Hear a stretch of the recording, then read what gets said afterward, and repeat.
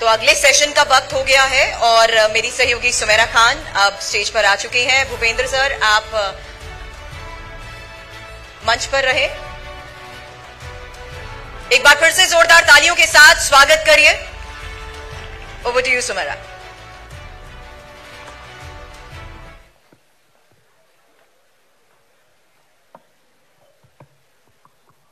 बहुत स्वागत है भूपेंद्र जी, TV9 भारतवर्ष के सत्ता सम्मेलन में हमारे साथ आने के लिए, हमारा हिस्सा बनने के लिए। भूपेंद्र जी, ये कहा जाता है कि भूपेंद्र यादव जी नेपथ्य के हीरो हैं, उन्हें नेपथ्य के नायक हैं। पर्दे के पीछे रहकर आप पार्टी के लिए बहुत मुश्किल परिस्थितियों में या चुनौतीपूर्ण परिस्थिति उन्हें कहें, उससे आप बाहर निकाल लाते हैं। चाहे वो मध्य प्रदेश का चुनाव हो, चाहे वो महाराष्ट्र का चुनाव हो, उड़ीसा का चुनाव हो, तो ये कैसे होता है, ये कैसे संभव हो पाता है?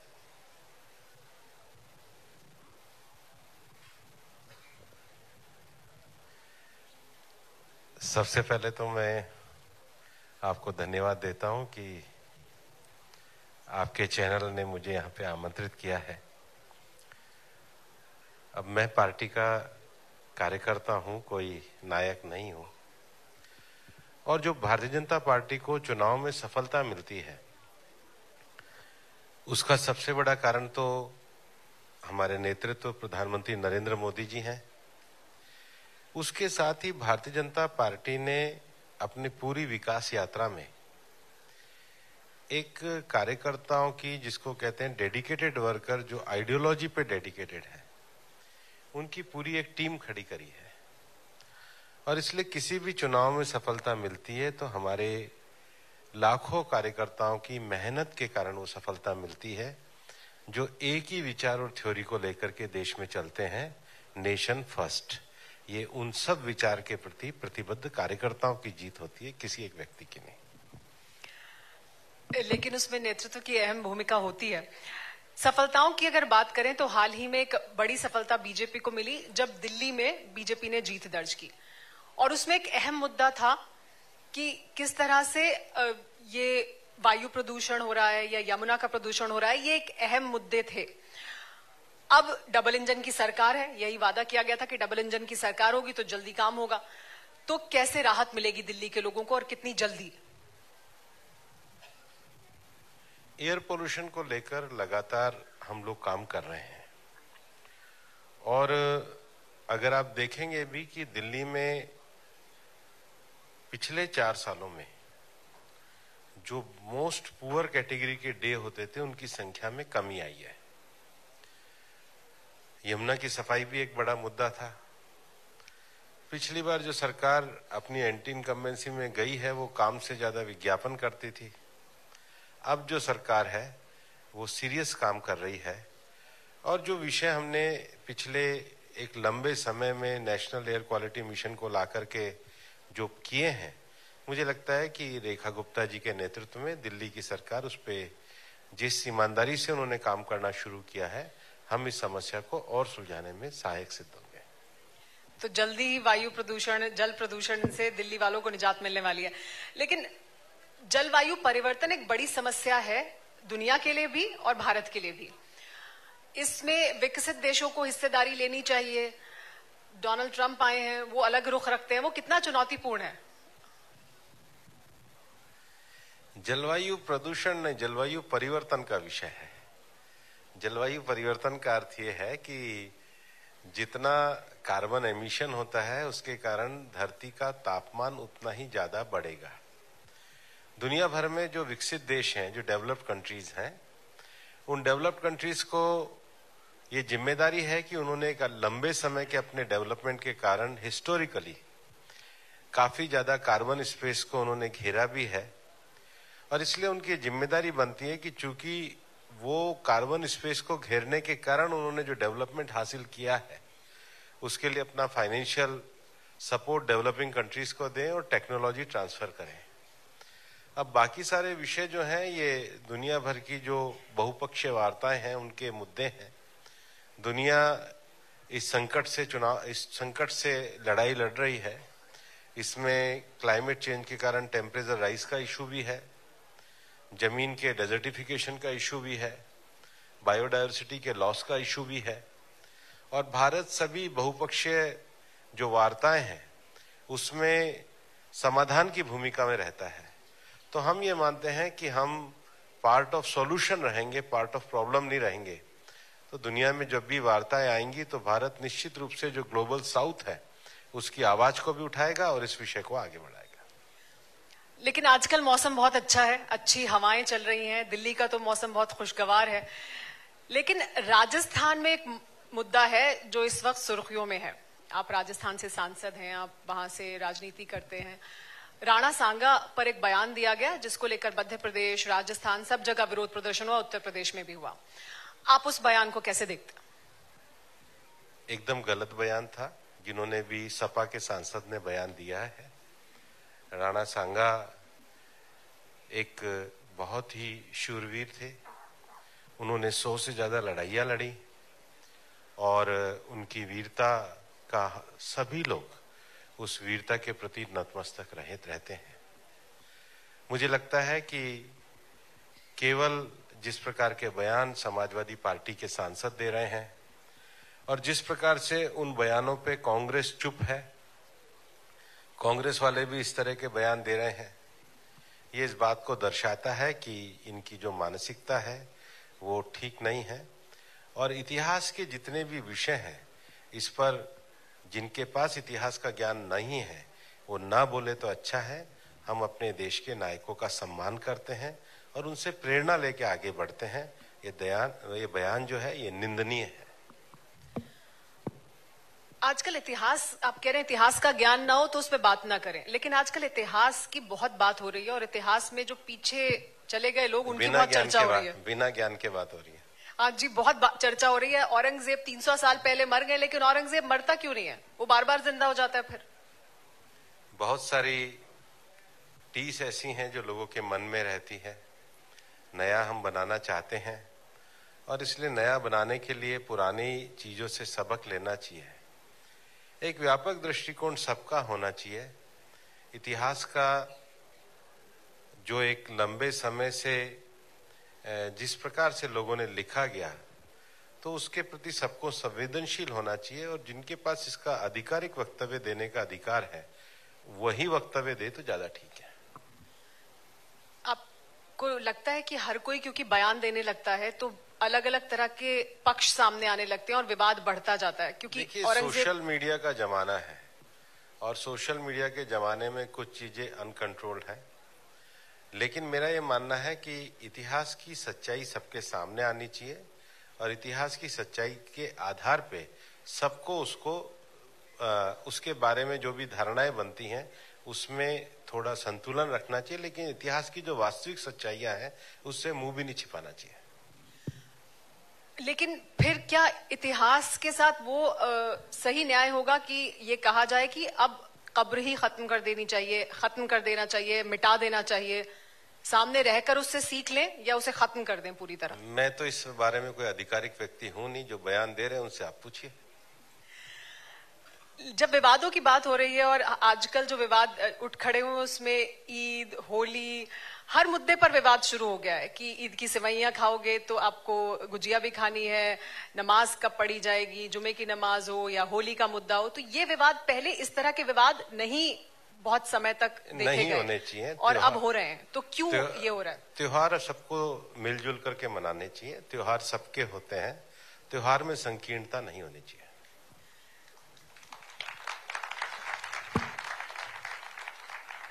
क्योंकि एक तरफ मोदी जी की तरफ से सौगात मोदी दिया जा रहा है, मोदी जी सबका साथ, सबका विकास, सबका विश्वास की बात करते हैं, फिर एक तरफ नहीं हर तरफ से इस तरह के बयान सुनाई देते हैं। तो क्या ये सिर्फ सुर्खियां बटोरने के लिए है, राजनीति साधने के लिए? क्या आपको लगता है? नहीं, एक तरफ से क्यों दिया जा रहा है, चारों तरफ से दिया जा रहा है। मैं यही कह रही हूँ कि हर तरफ से दिए जा रहे हैं और सौगात ही दे रहे हैं। 10 साल में हम 10 साल में गरीब लोगों के लिए शौचालय दे रहे हैं, हम बिजली दे रहे हैं, गांव-गांव तक चीजें पहुंचा रहे हैं, विकास पहुंचा रहे हैं।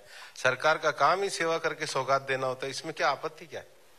नहीं, इसकी तो तारीफ हो रही है। तो तारीफ के लिए एक बार सबसे ताली बजवा दीजिए। बस सबका मन हल्का हो गया। अब इसमें क्या विषय है? ये इतना ही आसान है एक वक्तव्य से आसान कर देना और एक वक्तव्य से विवाद पैदा करना। मैं आपको बता दूं, जीवन आसान ही होता है, कुछ लोग इसको कॉम्प्लिकेटेड कर देते हैं। तो जो कॉम्प्लिकेट करें उनको एक तरफ करो, बाकी तो 99% आसान से ही रहते हैं दुनिया में। क्या यही भूपेंद्र जी का गुरु मंत्र भी है? क्योंकि आपको मैंने शुरू में पूछा कि जिस तरह की सफलताएं आपको मिली हैं मुश्किल परिस्थितियों में, यही है विवाद को दूर करो और आगे का रास्ता अख्तियार करो। क्योंकि बहुत मुश्किल परिस्थितियों में, चाहे वो महाराष्ट्र का चुनाव जिसमें कहा जा रहा था कि बहुत मुश्किल होगी जी, इसके दो पक्ष हैं। पहली बात, किसी ने मुझे एक बार सलाह दी थी कि 3 चीजें तुरंत समाप्त करनी चाहिए: छोटी बीमारी, छोटा झगड़ा, छोटा कर्जा। तो विवाद छोटा हो तो समाप्त कर दो, तो विवाद समाप्त हो जाता है। बीमारी छोटी हो, आदमी बीपी की गोली नहीं लेता है, बाद में बाकी के उसके ऑर्गन पे इफेक्ट होता है। तो जितना जल्दी छोटे पे समाप्त कर दो उतना ठीक होता है। पर तो कुछ लोग विवादों में जिंदा रहने के लिए बयान देते हैं। अब मेरे को कभी कभी समझ में नहीं आता है, जैसे आरजेडी पार्टी के नेता हैं। अब हिंदुस्तान में शंकराचार्य जी की सनातनी परंपरा से कुंभ हो रहा है। अब आरजेडी प्रमुख ने कुंभ पे बयान दिया। भाई किस लिए दे रहे हो? कोई पूछने नहीं जा रहा है, कोई बात करने नहीं जा रहा है, कोई क्वेश्चन नहीं। अब मुझे समझ में नहीं आता है, समाजवादी पार्टी जो लोहिया जी थे, मतलब मैं भारतीय जनता पार्टी का कार्यकर्ता हूं, मेरे परिवार में भी लोहियावादी लोग रहे हैं, लोहिया जी को पढ़ा है, मस्तराम कपूर जी का पूरा डॉक्यूमेंट मेरे पास है और मैंने तो शायद सारे वॉल्यूम भी पढ़े हैं। अब उन्होंने तो रामायण मेला भी लगाया था लोहिया जी ने, और संस्कृति की बात भी करी थी। अब जो अपने आप को विरासत की बात करते हैं लोहिया जी की, वो कहते हैं साहब क्या गाय से दुर्गंध आएगी और इत्र से सुगंध आएगी। तो भाई इत्र को गाय के दूध की तरह पियोगे क्या? बताओ, है इत्र को डाल के पियोगे? हर चीज का अपना महत्व होता है, इत्र भी जरूरी है और गाय भी जरूरी है। बैलेंस एटीट्यूड तो ये है, ये भी जरूरी है, वो भी जरूरी है। लेकिन जो बयान देने का जो तरीका है, तो ये तो समाज में विद्वेष बढ़ाने वाली बात है। और इसलिए समाज में विद्वेष ना बढ़े, हर चीज की जरूरत होती है। अब जो ये इस प्रकार के बयान हैं, इनसे आपको प्रश्न पूछने चाहिए, बैलेंसिंग एटीट्यूड होना चाहिए, वही सबसे ज्यादा ठीक है समाज में। अब आपने बिहार का जिक्र कर दिया, आरजेडी का जिक्र किया, उस पर भी एक सवाल है। आप उस पे सारे सवाल पूछिए, आप जो मन में आए पूछिए, क्या दिक्कत है? पत्रकारों को सवाल पूछना ही चाहिए और नेताओं को जवाब देना ही चाहिए, और नहीं आए तो मना कर देना चाहिए। नहीं, आप हमेशा सब सवालों के जवाब देते हैं और इस बात पर जोर से तालियां होनी चाहिए। पिछली बार बिहार जब चुनाव हुए तो आप वहां के भी प्रभारी थे, अब फिर चुनाव होने वाले हैं इसी साल। इस बार क्या आपको लगता है क्या रणनीति होनी चाहिए बीजेपी की? कुछ खास रणनीति है, कोई खास प्लान है जिस पर काम हो रहा है? मैं 2000 मेरे को सौभाग्य दिया पार्टी ने कि मैं 2015 से लेकर के और 2021 तक मैं लगातार 6 साल बिहार का प्रभारी रहा, और मैं अपने आप को सौभाग्यशाली भी मानता हूं कि मेरे को बिहार जैसे राजनीतिक रूप से जागरूक प्रदेश में एक संगठन का कार्य करने का अवसर मिला। तो मैं बिहार से ज्यादा तो अपने आप को भाग्यशाली मानता हूं कि बिहार की धरती ने मेरे को ये अपने साथ रुकने का और काम करने का अवसर दिया। मेरा ये मानना है कि बिहार में इस समय सीधी सीधी 2 विचारधाराओं की टक्कर है। एक विचारधारा जो बिहार को एक तरीके से भय के दौर में ले जाना चाहती है, बिहार को जातियों में बांटना चाहती है, बिहार में अपने एक तरह के भ्रमों को फैलाकर लड़ाई कराना चाहती है, और दूसरी तरफ भारतीय जनता पार्टी एनडीए के अपने सहयोगियों के साथ बिहार को विकास के पथ पर आगे बढ़ाना चाहती है। और इसलिए हम बिहार को विकास के आगे पथ पर बढ़ाने के लिए एनडीए के अपने साथियों के साथ इस बार चुनाव लड़ेंगे। और अब हमारे संगठन के जो प्रभारी लोग हैं वो काफी अच्छी मेहनत कर रहे हैं। विनोद तावड़े जी हमारे राष्ट्रीय महामंत्री इस समय प्रभारी हैं। अभी माननीय राष्ट्रीय अध्यक्ष जी नड्डा जी ने भी बैठक वगैरह ली, और बिहार में भारतीय जनता पार्टी अपने एनडीए के सहयोगियों के साथ अच्छा चुनाव लड़ेगी। आपने कहा राजनीतिक रूप से बहुत जागरूक है बिहार, तो आपने कोई दिया है कोई स्पेशल आपका फीडबैक जो आपका एक्सपीरियंस रहा बिहार को लेकर, उसको लेकर। बीजेपी में तो काम करने का ऐसा रहता है कि अब जो हमारे संगठन के प्रभारी हैं वहाँ विनोद जी, वहाँ के जो अध्यक्ष हैं डॉक्टर दिलीप जायसवाल जी, हमारे जो दोनों मुख्यमंत्री हैं, वो सब एक टीम के रूप में काम कर रहे हैं। जहाँ जिसके सहयोग की आवश्यकता होती है सब सहयोग करते हैं। आपने कहा दो विचारधाराओं की दरअसल लड़ाई है और उसको एक तरफ आप हैं तो दूसरी तरफ दूसरा पक्ष है, लेकिन आरजेडी और बाकी तमाम विपक्ष के जो नेता हैं उनका ये कहना है कि दरअसल लड़ाई अलग है। बीजेपी ये कोशिश कर रही है कि उन्होंने बड़े आरोप लगाए पंडित धीरेन्द्र शास्त्री जब वहां गए, उनको लेकर भी, श्री रविशंकर को लेकर भी, और उनका ये कहना है कि बिहार अलग प्रदेश है, यहां पर वो नहीं होगा जो बाकी प्रदेशों में हुआ, यहां पर धर्म के आधार पर बंटवारा नहीं होगा। तो हम कहाँ पे कर रहे हैं? ये आरोप वो लगा रहे हैं आप पे कि ये कोशिश है आपकी, लेकिन ये होगा नहीं बिहार में। देखिए, बीजेपी के किसी भी नेता ने किसी धर्म के बारे में कहा, आरजेडी के नेता ने कुंभ के बारे में कहा, बीजेपी ने तो नहीं कहा। तो कहे तो वो रहे और कर भी वही रहे हैं। अभी मैं बिहार में गया था तो बोले कि आरजेडी के रहते हुए बीजेपी नहीं आ सकती। मैंने कहा बीजेपी सत्ता में, वो देख कहां पे रहे, हम ही तो सत्ता में है बिहार में, और हम पिछले लगातार लंबे समय से है। और जहां तक विचारधाराओं की बात है, देखिए हिंदुस्तान की राजनीति में आज भारतीय जनता पार्टी को अपने एक पीढ़ी के लगातार त्याग के बाद आज राजनीति के केंद्र में आने का अवसर मिला है। बीजेपी जो 1950 में जनसंघ की स्थापना के समय में कहती थी, वही आज 2020 के साथ कह रही है। बीजेपी ने जो 25 साल पहले एनडीए की स्थापना करी, वही एनडीए आज भी 25 साल बाद कायम है। और दूसरी तरफ विचारधारा देखिए, जो उन्होंने क्या यूपीए बनाया था, वो यूपीए का ही नाम बदल के अब उन्होंने इंडिया रख दिया, और इंडिया के भी इनके कई तरह के भाग हो गए।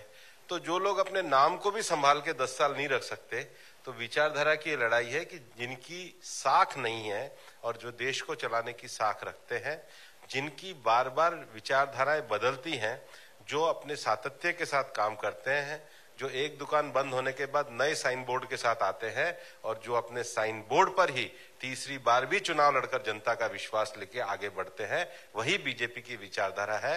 और इसलिए दूसरी विचारधारा से इन्हीं मूल्यों पे हमारी लड़ाई है।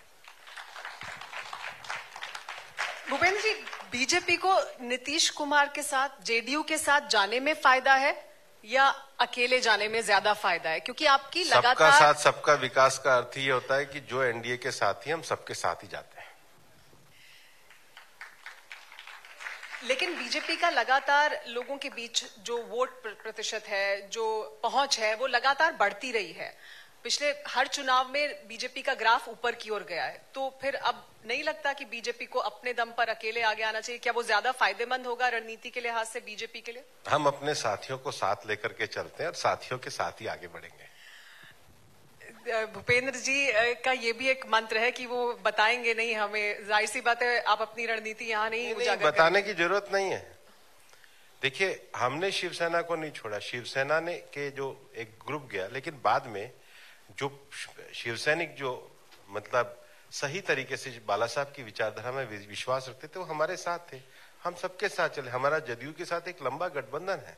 और भारतीय जनता पार्टी, प्रधानमंत्री जी का एकदम, उन्होंने जब दूसरी बार सरकार में आए थे तो उन्होंने कहा था कि नेशनल एम्बिशन और रीजनल एस्पिरेशन को साथ लेकर के चलती है। हमारे बीजेपी के साथ जो भी सहयोगी दल है, बीजेपी गठबंधन धर्म में विश्वास करती है, सबको साथ लेकर के चलते हैं। इसमें कोई छुपाने की क्या बात है? साथ लेकर ही चलते हैं हम अपने साथियों को। नहीं, बिल्कुल लेकर चलते हैं, लेकिन बीजेपी बड़ी होती जाती है और साथी छोटा होता जाता है। ये आरोप लगाता है विपक्ष कि वो छोटे होते जाते हैं। हम दोनों बड़े होते हैं, हम भी बड़े होते हैं और हमारे साथी भी बड़े होते हैं, और हम खुद भी बड़े होते हैं। सबको बड़ा करने के लिए चलते हैं, और हमारे बड़ा करने के पीछे देश को बड़ा करने का भाव है। देश सबसे बड़ा होना चाहिए, ये बीजेपी का भाव है। नीतीश जी जब वापस साथ आए तो उन्होंने कई बार ये बात कही है, हर मंच से कहा है कि नहीं, मैं अब हमेशा के लिए रहने के लिए यहाँ आया हूँ, मैं कहीं नहीं जाने वाला, ये साथ रहेगा। आप भी ये कह रहे हैं, पीएम भी ये कह चुके हैं, हर जगह से ये बात कही गई है। लेकिन हाल ही में नीतीश जी पर व्यक्तिगत तौर पर बहुत हमले किए जा रहे हैं, उनकी सेहत को लेकर सवाल पूछा जा रहा है, और ये एक मुद्दा बनता जा रहा है बिहार में। क्या आपको लगता है ये मुद्दा बनेगा इस बार के चुनाव में? और ये एक लगातार हमला है जो नीतीश कुमार जी पर हो रहा है, उनकी सेहत को लेकर चिंताएं हैं? देखिए, आरजेडी कुछ भी कर ले, उनकी बात के पे कोई विश्वास नहीं करता है। नीतीश जी बहुत सम्मानीय नेता है और हम उनका पूरा सम्मान करते हैं। विपक्ष की बात हो रही है तो राहुल गांधी जी की भी बात कर लेते हैं। संसद में वो लगातार ये आरोप लगा रहे हैं कि उनको बोलने नहीं दिया जा रहा, विपक्ष की आवाज को दबाया जा रहा है। वो तो 45 मिनट भाषण दिए थे, तो कहाँ किसने रोका था? वो तो ये आरोप लगाते हैं मेरा माइक बंद कर देते हैं। कहाँ माइक बंद करते हैं? माइक बंद करते तो आवाज कैसे आती है? बोलते हैं तभी तो माइक की आवाज आती है, तभी तो पत्रकार सुनते हैं। तो बिना माइक की आवाज की कौन बोलता है? वो बोलते हैं, उनकी बहन बोलती है, उनकी पार्टी के लोग बोलते हैं, भाषण देते हैं, और अंदर भी बोलते हैं, बाहर भी बोलते हैं। कौन रोकता है उनको? हाँ, वो बाहर तो आके ये कहते हैं कि अंदर नहीं बोलने दे रहे हैं। लेकिन भूपेंद्र जी, जब हम बिहार की बात कर रहे हैं या बाकी तमाम प्रदेशों की मैंने बात की जिसकी जिम्मेदारी आपको मिली, और वो जिम्मेदारी आपने बखूबी निभाई भी और सफलताएं दिलाई, अहम जिम्मेदारियों को निभाते हुए मुश्किल परिस्थितियों में एक सफलता दिलाई पार्टी को, तो प्रदेशों के स्तर पर आपने ये किया है, राष्ट्रीय स्तर पर भी ये जिम्मेदारी मिलेगी तो उसी तरह से आप आगे बढ़ेंगे? नहीं, मेरे को पार्टी ने दी, राष्ट्रीय स्तर पे 11 वर्ष तक राष्ट्रीय मंत्री और महामंत्री बना के रखा। पार्टी तो देखिए, जब आप पार्टी के कार्यकर्ता के भाव में हो तो पार्टी जो जिम्मेदारी देती है आदमी काम करते हैं।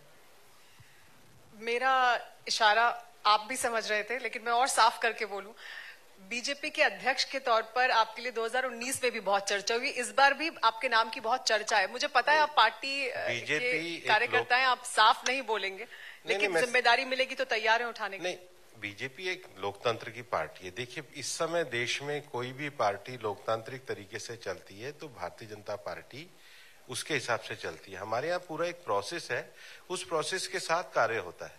बाकी तो पार्टी जिसको जो जिम्मेदारी देती है वो उसी हिसाब से काम करता है, इसमें कोई अनहोनी बात होती ही नहीं है।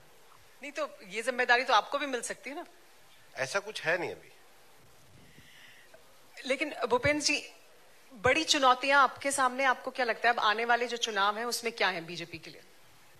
देखिए, माननीय प्रधानमंत्री जी के नेतृत्व में देश इस समय विकसित भारत के लिए पूरी तरीके से कार्य कर रहे हैं, और हम सब एक मिशन के सिपाही के रूप में विकसित भारत बनाने के लिए जिसकी जो जिम्मेदारी है उसको लेकर के कार्य कर रहे हैं। बहुत शुक्रिया भूपेंद्र जी हमारे साथ जुड़ने के लिए और TV9 भारतवर्ष से खास बातचीत करने के लिए, सत्ता सम्मेलन में आने के लिए आपका बहुत बहुत शुक्रिया। आपका भी बहुत बहुत शुक्रिया और TV9 का बहुत बहुत शुक्रिया। Thank you very much. आप मंच पर हमारे साथ रहे, हमारे साथ हमारे गुजरात TV9 भारतवर्ष के मैनेजिंग एडिटर कल्पक को मैं बुलाना चाहूंगी। कल्पक जी को मंच पर आमंत्रित करूंगी। वो क्यों कल्पक जी?